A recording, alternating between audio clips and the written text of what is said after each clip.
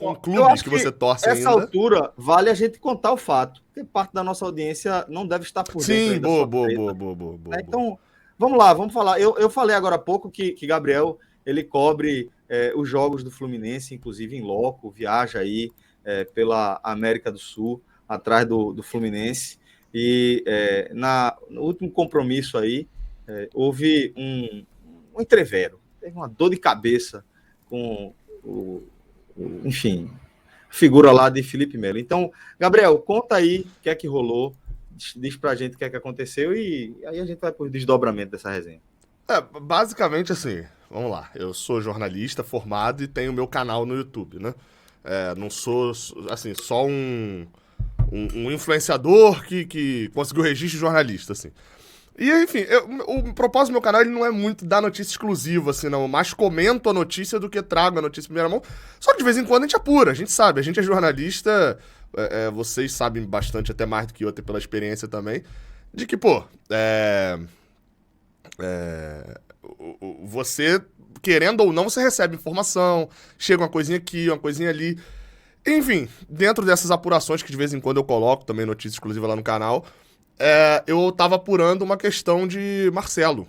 Não necessariamente sobre o Marcelo, mas sobre um desgaste no ambiente interno do Fluminense.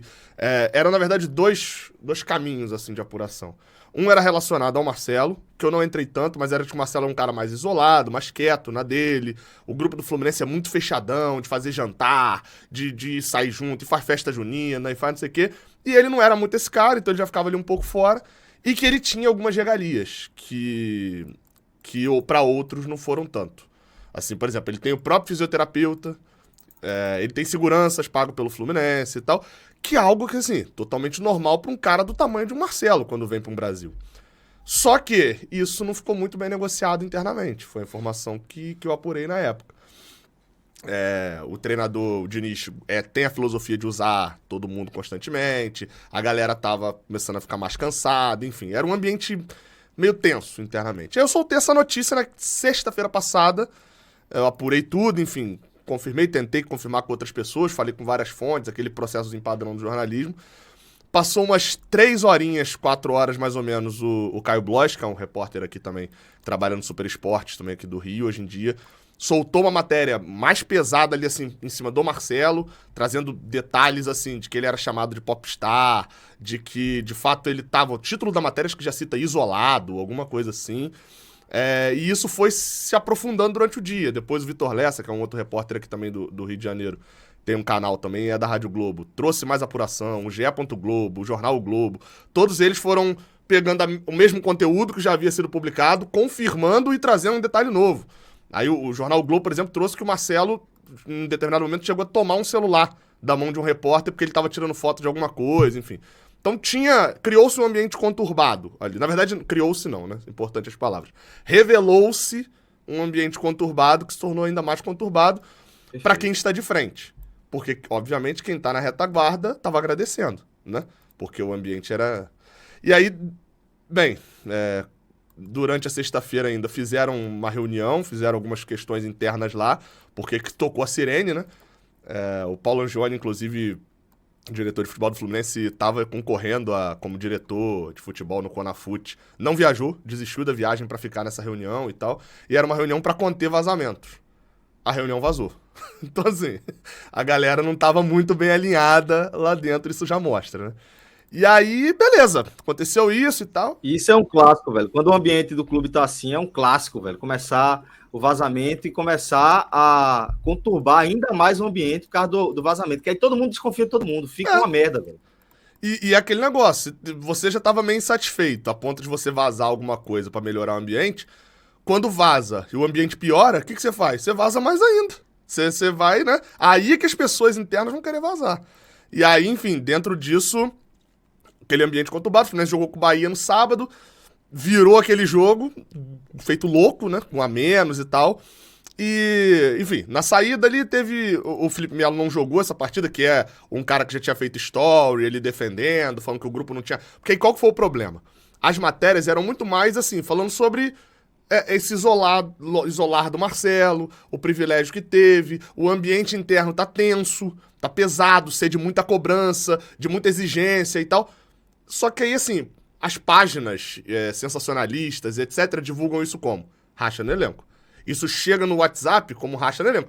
A gente sabe que, 90% das pessoas que debateram o assunto não viram meu vídeo inicial. Não leram a matéria do Super Esporte, do GE, não leram. Eles pegaram o que veio ali da página do Twitter que colocou em 3 linhas pra eles. E isso aumentou o negócio a um ponto de que se tornou Fluminense tá com o elenco rachado. Que é algo que aconteceu, uma notícia que foi dada mesmo dessa maneira sobre o Flamengo há um mês mais ou menos atrás, 1 mês e meio. Então, tipo assim, ficou muito fácil criar uma narrativa de elenco rachado. E aí isso foi pra dentro do grupo, que o jogador de futebol mais gosta é o nós contra eles, né? Enfim, reverberou ele no final de semana e tal. Até que ontem, ontem não, terça-feira no jogo da Libertadores, o Felipe Melo deu entrevista na saída de campo e falou, isso são urubu, corvo, caça-like, que fica querendo desestabilizar o ambiente, falou aquilo tudo, desceu o malho, e tipo assim, dizendo que tem racha, o elenco não tem racha nenhum, E aí eu tava na live, 6 mil pessoas, aquela live pós-classificação, uma galera puta porque vaiaram, aí outra puta porque o time classificou empatando e, enfim, jogou mal, né? E aí a galera começou a ver, o Felipe Melo falou mal de você, eu falei, galera, o Felipe Melo me citou? Falou, não. Eu falei, então beleza, então quando eu descer eu vejo o que foi.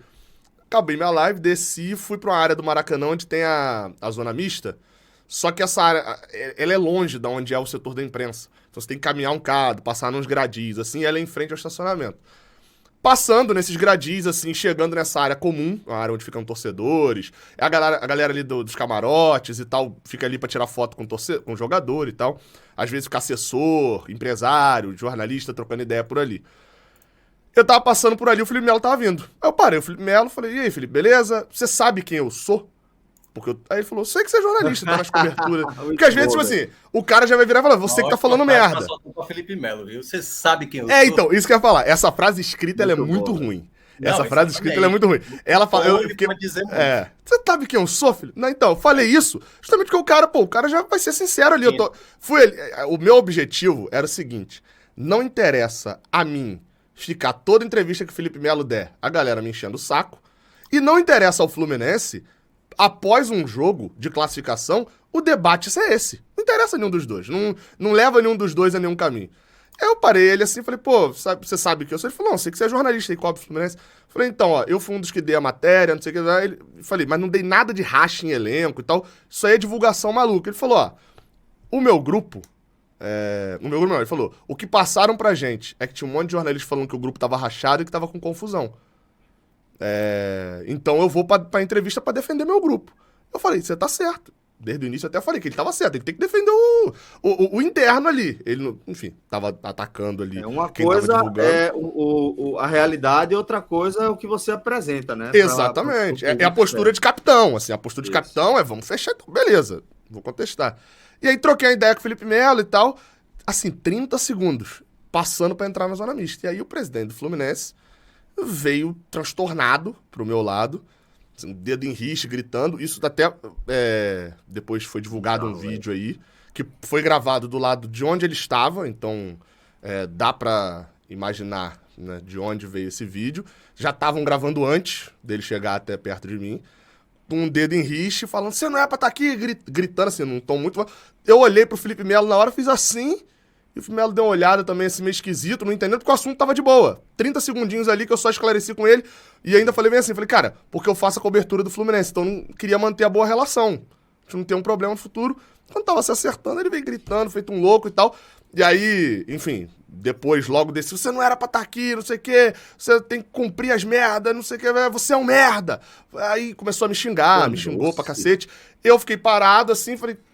afastei pra trás, eu não vou entrar nessa questão da confusão, não sei se ele esperava que eu devolvesse esses xingamentos, mas, enfim, não sou igual a ele. Observando a... Cara, então, os xingamentos até tinha... No meio da conversa com o Felipe Melo tinha parado, a gente trocou ideia uns 15 segundos, um garotinho veio do lado com o pai, uns 3, 4 anos, Falou, pô, posso tirar uma foto? Com o Felipe Melo. Aí ele falou, só um segundinho que eu tô conversando com o tio. Então, tipo assim, era um lugar onde tinha criança, potenciais patrocinadores, porque era um camarote, então você convida ali pra fazer ali aquele negócio. E ele tava completamente transtornado, descontrolado, me xingando de tudo quanto era nome. Aí eu fui saindo pra entrar na zona mista, e aí me ameaçou. Tipo, agora você descobriu quem eu sou, agora você vai descobrir como é que é o negócio comigo. Algumas coisas assim que, obviamente, eu não lembro a frase exata pelo choque na hora. Eu entrei na zona mista, no que eu entrei, todo mundo lá dentro tava de olho arregalado, olhando pra fora, porque tava ouvindo. Eu fiz ali um relato, falaram, é o quê, torcedor? Eu falei, não, era o Mário me xingando. E aí, na hora, o cinegrafista da Globo saiu correndo, em disparado, e o Edson Viana também, que tava lá, o repórter da TV Globo, saíram em disparada pra filmar lá fora, né? E aí a assessoria bloqueou, a Conmebol falou que não era pra filmar ali, porque lá de fora não podia filmar, enfim, uma confusão grande. Aí, enfim, veio alguns repórteres, eu relatei mais ou menos o que tinha acontecido. Saí do Maracanã, tive uma conversa com a assessoria do Fluminense, falei, olha só, eu tô ali, você pode vir pra cá falar da legalidade. Se a gente for falar da legalidade, eu poderia estar ali? Poderia, eu posso passar por ali. Vocês podem alegar que eu não poderia entrevistar o Felipe Melo ali. Eu falei, eu não tinha câmera. Não tinha câmera, não tava entrevistando nada. Eu tava como se fosse um torcedor normal, um jornalista normal que para aqui e fica conversando. Vários fazem isso. Agora, se a gente for falar de legalidade, o presidente me humilhou, me agrediu e me ameaçou. Isso, o presidente do Fluminense fez isso e não foi com o Gabriel Amaral, foi com um jornalista. O presidente do Fluminense fez isso. Exatamente. E eu falei, e se a gente quiser falar de questão moral, eu tava ali amenizando o ambiente. O Fluminense acabou de empatar, classificar pra Libertadores em primeiro e saiu vaiado. Vocês não querem um ambiente bélico, eu também não quero, pô. Então, assim, moralmente e legalmente, não tem confusão. Não é pra ter. Aí, enfim... Acho que todo mundo percebeu na hora, ali naquela situação, que era ele que era o descontrole da situação. Não era você que estava plantando, né, a situação ali. E aí, ele estava contribuindo, né, para confusão. Exatamente. Lá vai. Eu acho que na cabeça dele, eu tô tentando imaginar o que é que passou na cabeça de Mário Bittencourt, assim, na hora assim. Lá está o jornalista colocando coisa na cabeça ou pegando informações internas que não, aí ele deve ter. Eu acho assim, Eu confesso que eu penso 10 mil coisas. E, obviamente, nenhuma chega perto de justificar. Não é nem justificar, tô falando assim, moralmente não. Mas é justificar logicamente fazer um negócio desse. Porque você é presidente do clube, você xingar criança, xingar criança não, perdão. Xingar jornalista, você falar palavras desse nível na frente de criança. Na frente de, pessoas que o nome VIP tem algum motivo pra ser isso, né? Pro clube são muito importantes. Xingar um jornalista num contexto de imprensa que a gente vive hoje e tal, é um negócio que o cara tem que estar fazendo um negócio muito absurdo. Pra você chegar a esse tremo, pra sua reação fazer sentido com a ação. Zona mista é embaixada do repórter. Gostei do comentário. Aí, é por aí enfim, mesmo. Ali eu não podia estar filmando. Se eu tivesse filmando, eu tinha dois trunfos aí. Um trunfo negativo, que eu tava completamente errado. Mas eu tinha um trunfo positivo, que eu ia ter a reação dele vindo bufando. Esse vídeo que ele divulgou, inclusive, ele foi cortado, o vídeo. É meio bizarro, assim. Porque o vídeo tem 9 segundos e foi divulgado esse vídeo, eu não sei se foi o próprio Mário que divulgou.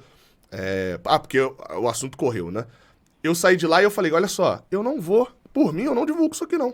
Vai passar, porque eu quero acabar com isso. Eu não quero ficar marcado por essa questão toda. Só que a jornalista que tava lá fez o que a jornalista tem que fazer. Apurou comigo, apurou com a assessoria e lançou a matéria no UOL. Fez certo, inclusive. Deu a matéria no UOL, falando, relatando tudo que aconteceu.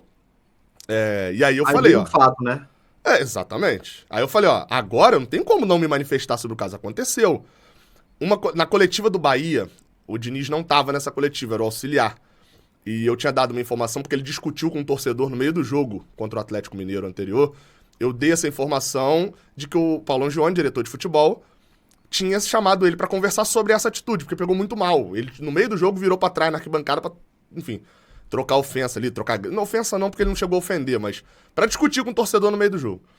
E aí, ele, quando acabou a coletiva, ele veio até mim e falou, olha, isso que você publicou é mentira. Não teve essa reunião e tal. E aí, beleza, no vídeo seguinte eu falei, ó, ele falou que era mentira, não teve reunião, mas eu banco minha apuração, porque eu apurei. E essa informação que eu tenho, eu acabei de dar a versão dele aqui. Isso foi o que eu publiquei. Aí um jornalista que estava na coletiva publicou sem filtro. Que aí ele veio com o dedo pra minha cara e falando, olha só, isso é mentira, não sei o que e tal, meio que a assessoria deu uma puxada nele e tal. Então assim, o meu interesse não era divulgar tudo que aconteceu, mas não fui eu que fui gritando e xingando o jornalista, então ele criou o fato. Eu gravei um vídeo e tal, e quando cheguei em casa, era quase 5 horas da manhã, o jogo tinha acabado 11, só narrando os fatos ali pra galera e tal, explicando o que aconteceu, e falei, ó, não vou fazer nada nessa quarta. Deu a quinta-feira, o Mário Bittencourt foi no Instagram pessoal dele pra poder botar, cortou um trechinho do meu vídeo pra poder justificar com o vídeo que ele tinha lá e tal, de que eu tava mentindo. E que se eu tava mentindo, minha apuração era toda errada. Porque eu digo no vídeo que ele veio com o dedo em riste me xingando. E no vídeo, ele não vem me xingando, ele demora 6 segundos pra me xingar. Então, obviamente, eu estava mentindo porque ele não veio me xingando. Ele demorou 6 segundos. Tipo assim, uma coisa completamente sem lógica pra alguém que tava em choque ali do que tinha acontecido. E aí, enfim, foi o que... E ele acabou divulgando o vídeo tem um corte ali, eu não sei se para de filmar ou foi cortado de propósito, quando ele intensifica os xingamentos, mas no vídeo mostra ele me xingando. Não todos os xingamentos. Enfim, ele fez esse relato. A jornalista, e aí não que tenha correlação uma coisa ou outra, eu não tô imputando culpa a ninguém, obviamente, tá? Mas a jornalista que fez a matéria recebeu ameaça, a Luísa Sá, que é do portal UOL. Ela até relatou algum e-mail que ela recebeu e tal. Eu não sei se vale colocar na tela, porque tem umas palavras meio agressivas, assim. Mas eu vou deixar aqui no chat privado. Mas já dá para entender. Mas assim, ela é mulher já e tá ela... sendo ameaçada, assim, a gente já sabe o nível... que tá, né? Publicar a notícia, não sei se é torcedor, que é fã de político, o que é. E aí, assim, obviamente que fica uma situação horrorosa. Porque, querendo ou não, várias pessoas da imprensa, inclusive, já se manifestaram, assim, com uma relevância, uma proporção, assim, de apoio. Enfim, porque é um negócio bizarro, né, cara? Assim, e isso tudo por uma matéria que, convenhamos, assim... aquele detalhe, demais, né? Assim. Tá relatando ali uma questão que acaba sendo E que foi relevante, dado por 5, 6 repórteres que confirmaram a apuração, né? Será que, assim, todos os repórteres estão errados? Todas muito as fontes, estranho. né? Pois é, Mas, mas enfim. aí tá explicada aí a treta de Gabriel Amaral, né? Que não era para ser uma treta, mas acabou se transformando. Curiosamente, né? Assim, eu vi muito, assim, a galera total, assim, né? Obviamente, porque é muito mais fácil você saber que a versão de um cara que trabalha da maneira como o Gabriel trabalha, né? Então até a maior crítica que eu recebi, e eu entendo essa crítica, eu discordo totalmente, mas eu entendo o torcedor que faz essa crítica, time, que você soltou essa matéria na véspera, na semana de um jogo muito importante. Aí a minha resposta é sempre o seguinte, assim, tá, se o jogo acontece, o Fluminense... Digamos que só eu tinha essa informação, que não era verdade, porque 2, 3 horas depois estava todo mundo já publicando também. Se eu espero o jogo importante, o Fluminense ganha do Bahia, ganha do Sporting Cristal, eu dou a matéria, essa mesma pessoa estaria voltando e falando, o clima ficou bom, agora tá querendo estragar o ambiente. Teve gente que falou que a matéria saiu na sexta porque o Flamengo tinha perdido o Red Bull na quinta, de 4-0, e era pra abafar o caso. Então, assim... Tirando, mas essa crítica, eu entendo o torcedor pensar dessa maneira. Eu entendo, assim. Um conhecimento que ele não tem ali da parada. Mas foi a maior parte da crítica. Pouca gente virou e falou assim: não acredito. E Gabriel mentiu. E isso eu fiquei feliz. Foi um teste de credibilidade da parada. Importante. Massa, Gabriel. Obrigado aí por compartilhar. E, lamento aí que você tenha passado por essa situação bizarra no ambiente de trabalho.